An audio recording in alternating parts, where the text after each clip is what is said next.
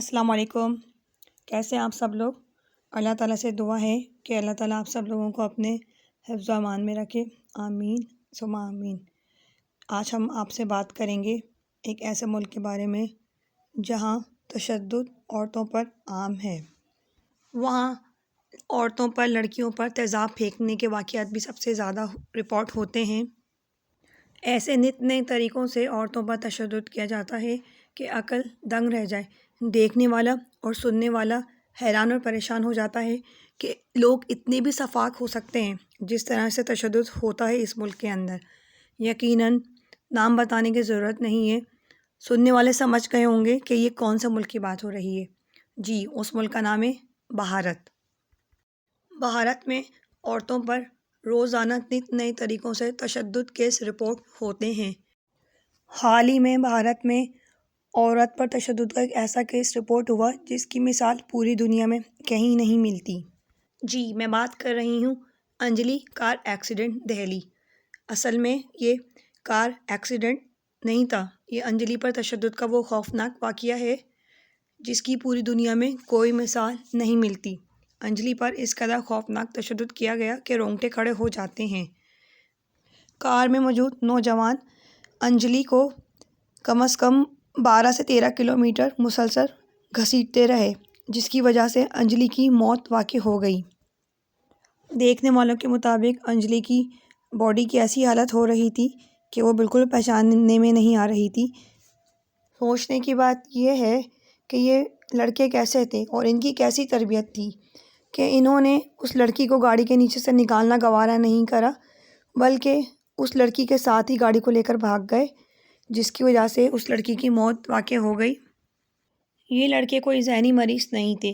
देखने वालों के मुताबिक लड़कों को मालूम था कि इनकी गाड़ी के नीचे कोई फंस चुका है, फिर भी इन्होंने उस लड़की को निकालने की कोशिश नहीं की और बुरी तरह से उसको घसीट कर अपने साथ ले गए 12 से 13 किलोमीटर, और वो लड़की बुरी तरह तशद्दुद का शिकार हुई। अगर वो चाहते तो उस लड़की को निकाल कर उसकी जान बचा सकते थे, लेकिन उन्होंने ऐसा नहीं करा, जिससे लगता है कि वो खुद लड़की को मारना चाहते थे।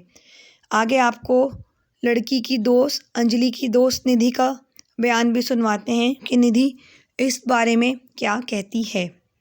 चलें, निधि का बयान आप लोग सुने, निधि क्या कह रही है। बोलो बोलो क्या हुआ? फिर कुछ नहीं, फिर हम वहाँ से जा रहे थे, आगे से गाड़ी आ रही थी ट्रेनों है, तो गाड़ी हम लड़की आगे गिरी, मैं साइड में गिर गई, फिर टक्कर हो गई, वो गाड़ी के नीचे घुस गई। अच्छा। हाँ, लड़कों को पता था कि भाईजान उनके नीचे एक लड़की है। लड़कों ने जानबूझ के इस मौत को अंजाम दिया। उनको पता था, लड़की नीचे से चिल्ला रही थी, मैं होपलेस हो गई थी बहुत ज्यादा, इसलिए मैं चली गई। मैंने किसी को डर के मारे नहीं बताया, मैं किसको बताती, मैंने किसी को नहीं बताया। मैं घर पे चली गई डर के मारे। मैं घर पे जाने के बाद मैं बहुत रोई। उसको ब्लैनो गाड़ी 2 बार आगे लेके गई, 2 बार पीछे लेके, फिर आगे लेके, फिर स्पीड में उसे खींचती हुई अपनी उसके नीचे उसके कुछ अटक गया था। अच्छा। वो किसी चीज में अटक गई थी नीचे गाड़ी के। अच्छा। अटकने के बाद वो आगे गई, पीछे गई, आगे गई, फिर उसे गाड़ी बिल्कुल आगे घसीट के ले गई। फिर उसे घसीटते वो छुट्टी नहीं होगी, उसे घसीटते बिल्कुल आगे ले गई। ये अंजलि की दोस्त निधि का बयान है, जो उस वक्त उसके साथ स्कूटी पे मौजूद थी। निधि इस वाक़ये की ऐनी शाहिद है। निधि ने जो देखा वो उसने बयान कर दिया। निधि के अलावा एक और गवाह है, उसने भी ये मंजर देखा कि किस तरह लड़की की डेड बॉडी गाड़ी के नीचे फंसी हुई थी और लड़के गाड़ी को आगे बढ़ाते ले जा रहे थे और उसको निकालने की कोशिश नहीं कर रहे थे। ये भारत के लिए बहुत शर्म का मकाम है कि भारत में इंसानी जान की कोई अहमियत नहीं रही। अगर लड़के चाहते तो उसको गाड़ी से उतर कर निकाल सकते थे, इससे उसकी जान बच सकती थी, लेकिन लड़कों ने ऐसा नहीं करा, बल्कि उल्टा उसको घसीटते हुए लेके चले गए, जिससे उसकी मौत वाक़ई हो गई। अब आगे देखें इस केस का क्या अंजाम होता है। इस केस की इन्वेस्टिगेशन भारत में फ़िलहाल चल रही है। इसके साथ अब आप मुझे इजाज़त दीजिए। अल्लाह हाफ़िज़।